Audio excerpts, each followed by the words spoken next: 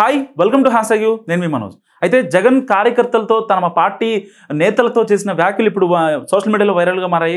So అదేంటో నేను చెప్తాను మీకు, ఈ వీడియో స్కిప్ చేయకుండా చూడండి. సో ఆంధ్రప్రదేశ్లో ఇటీవల జరిగిన అసెంబ్లీ ఎన్నికల్లో ప్రజలు కూటమికి బ్రహ్మరథం పట్టారని చెప్పాలి. ఒకవైపు అధికార పార్టీ వైసీపీ, అప్పటి వైసీపీ వైనాట్ 175 కూడా బరిలో దిగింది. మరోవైపు ఏపీలో ఈసారి గెలిపే టార్గెట్గా టీడీపీ, జనసేన పార్టీ మూడు కలిసి బరిలో దిగాయి. సో అంతేకాకుండా ప్రచారం మొదలుకొని ప్రతి విషయంలో కూడా కూటమి నేతలు ఎంతో స్ట్రాటజీగా ముందుకు వెళ్ళారు. ఎక్కడా కూడా భేషజాలకు పోకుండా, ఇగోలకు పోకుండా, ఒకరి పట్ల మరొకరు గౌరవంతో అధికారం సాధించే దిశగా ప్రజల్లోకి వెళ్ళారు. సో ఒకవైపు కూటమి అధికారంలో వస్తే అందించే సంక్షేమ పథకాల గురించి ప్రజలకు ప్రచారం చేస్తూనే, మరోవైపు జగన్ అక్రమాలను, చేసిన పనితీరును, ఇంకా వీటన్నింటినీ కూడా ప్రజల్లో ఎండగట్టే ప్రయత్నం చేశారు. సో గత వైసీపీ పాలనలో ఏపీ డెవలప్మెంట్ ఎక్కడా లేదని, కేవలం ప్రతీకార రాజకీయాలు చేస్తుందని కూటమి నేతలు ప్రజల్లో తీసుకెళ్లడంలో ఎంతో సక్సెస్ అయ్యారు.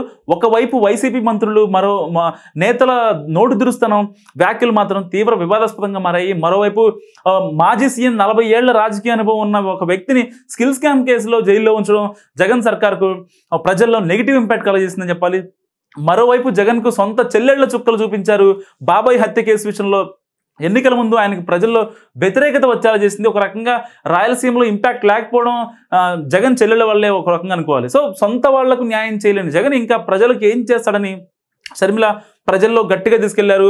ఇక ఏపీకి స్పెషల్ స్టేటస్, పోలవరం, ఇంకా జాబ్ల ప్రకటన లేకపోవడం, 3 రాజధానుల అంశం, లిక్కర్, ఇలా కర్ణుడి చావుకి 100 కారణాలు అన్న విధంగా ఏపీలో వైసీపీ బొక్క బోర్లా పడింది. ఈ నేపథ్యంలో కూటమి అనూహ్యంగా విజయం సాధించింది. గతంలో వైసీపీకి 151 సీట్లు ఇచ్చిన ప్రజలు ఈసారి కేవలం 11 సీట్లకే పరిమితమయ్యేలా చేశారు. సో ఈ నేపథ్యంలో ఎన్నికల ఫలితాలు చూసి వైసీపీ నాయకుడు జగన్ షాక్లో ఉండిపోయారంట. ఆయన రిజల్ట్ తర్వాత కూడా ప్రెస్ మీట్లో చాలా ఒత్తిడికి గురయ్యారు. సో ఇన్ని పథకాలు, ప్రజలకు నవరత్నాలు వంటి అనేక పథకాలు ఇచ్చినా కూడా, దాదాపు 3 లక్షల కోట్ల డైరెక్ట్ బెనిఫిట్ ట్రాన్స్ఫర్ ఇచ్చినా కూడా ఎలా ఓడిపోయామో అర్థం కావట్లేదు అన్నారు. ఈ నేపథ్యంలో జగన్ తన మంత్రివర్గం, మాజీ ఎమ్మెల్యేలతో ఇటీవల ఓటమి తర్వాత కొన్ని వ్యాఖ్యలు చేశారు. ఇప్పుడు వైరల్గా మారాయి.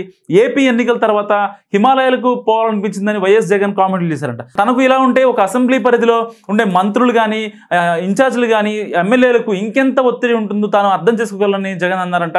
అయితే ఇదంతా కూడా ఆయనలో ఒక అసహనానికి చెప్పాలి. ఎందుకంటే 40% ఓట్లు రావడంతో ప్రజలు తమపై కొంత నమ్మకం పెట్టుకున్నారని, అందుకే మరలా ప్రజల్లోకి వెళ్లాలని జగన్ నిర్ణయించుకున్నారంట. ఒక వైసీపీకి రిజల్ట్ షాక్ నుంచి కోలుకోవడానికి 3 రోజులు పట్టిందని ఆయన అన్నారు.